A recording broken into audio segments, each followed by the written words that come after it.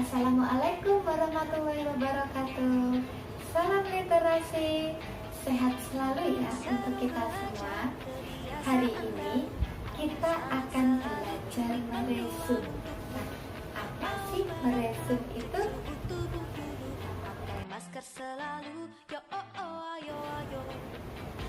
Meresum adalah bentuk ringkasan dari teks panjang yang dipersingkat dengan cara dipotong.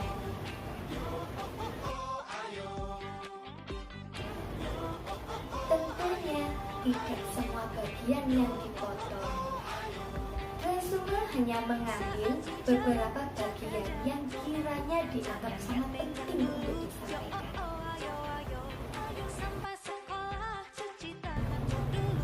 Nah, apa sih perbedaan resume dengan rangkuman? Kita simak yang berikut ini ya.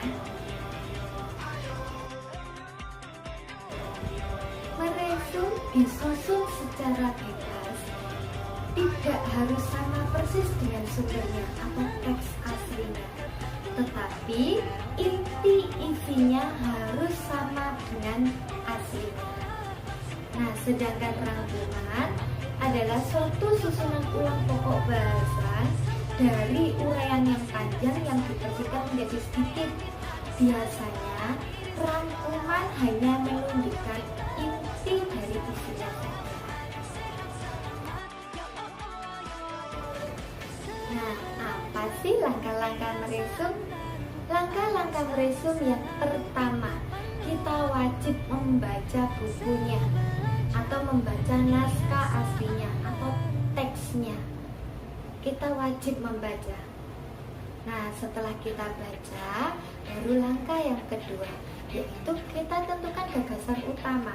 Gagasan utama dari yang kita baca tadi itu apa? Inti ceritanya itu apa? Dari inti cerita tersebut, barulah kita kembangkan dengan bahasa kita sendiri, yaitu langkah yang ketiga, mulai menulis resume. Ya, kita kembangkan dengan bahasa kita sendiri.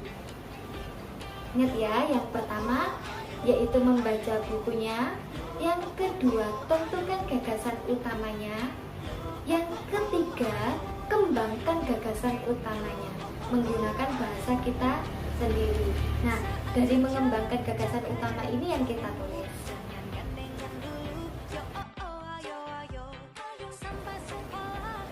Berikut Budia punya contohnya, saksikan ya.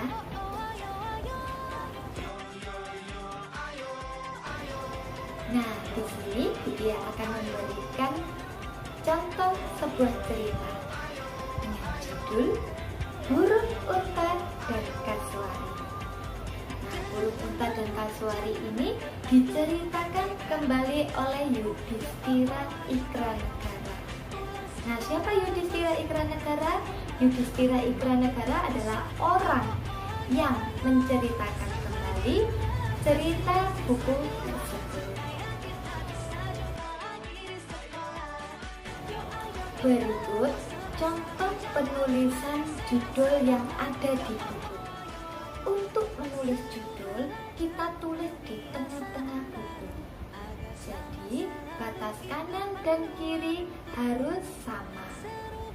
Ya, kemudian yang kedua, setiap kata dalam judul menggunakan huruf besar. Huruf pertamanya yang menggunakan huruf besar.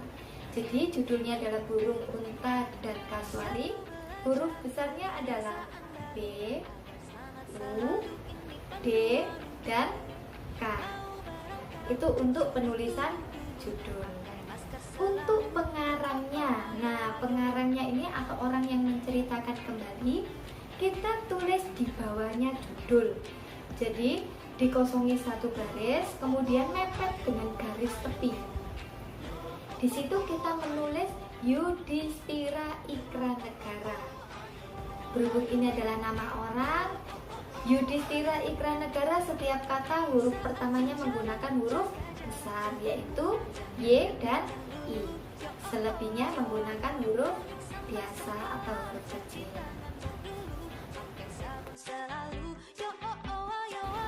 ini ada sebuah cerita. Kita baca bersama-sama ya. Hari ini cuaca sangat cerah.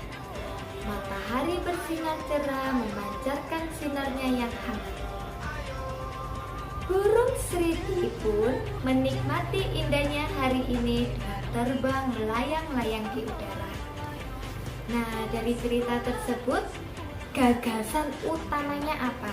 Syarat yang pertama sudah kita lakukan ya, yaitu membaca ceritanya atau membaca teks aslinya. Cara yang kedua adalah menentukan gagasan utama.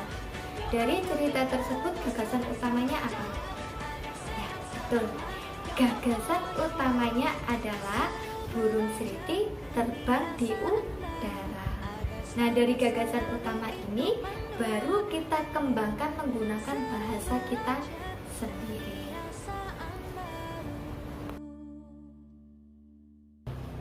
Berikut cara penulisan yang ada di buku ya. Untuk kalimat pertama, nah kalimat pertama di baris yang pertama ini kita wajib memberikan jarak terlebih dahulu. Itu adalah syarat untuk membuat paragraf, yaitu baris pertama agak menjorok ke dalam. Menjorok ke dalamnya itu berapa meter gitu. Nah, kita beri jarak, kita sepakati kita beri jarak 1 jari. Jarinya bukan miring ya, tapi lurus. Kita beri jarak 1 jari. Setelah kita beri jarak 1 jari, baru kita tulis kalimatnya. Ya, nah di sini Budia sudah mengembangkan dari gagasan utama, yaitu burung Sriti terbang di udara. Kalimatnya yang Budia buat adalah di hari yang cerah burung Sriti menikmati indahnya hari ini dengan terbang melayang-layang di udara.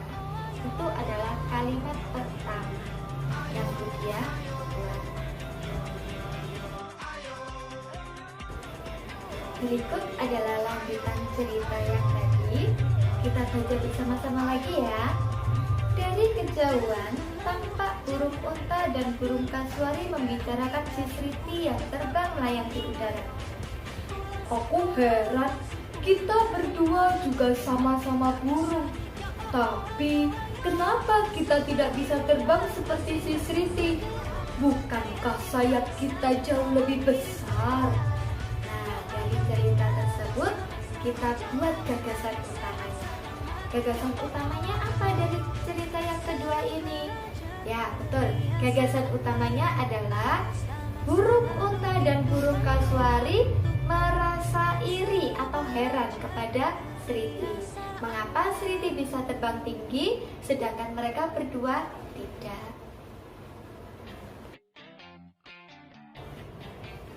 Di kalimat yang kedua ini, kita tidak perlu membuat paragraf baru lagi, tetapi kita lanjutkan.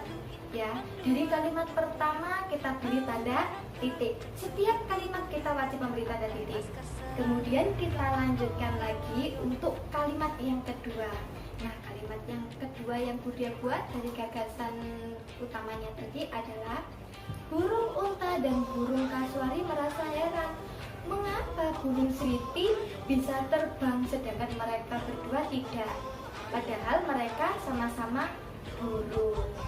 Nah, itu ya. Jadi setiap titik, setiap kalimat kita wajib memberi tanda titik.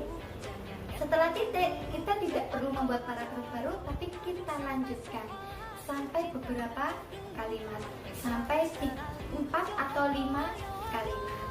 Ya. Nah, sahabat literasi, demikian yang bisa Budia sampaikan. Sampai di sini dulu. Jika ada salah kata, Budia minta maaf. Sekian dari Budia. Wassalamualaikum warahmatullahi wabarakatuh.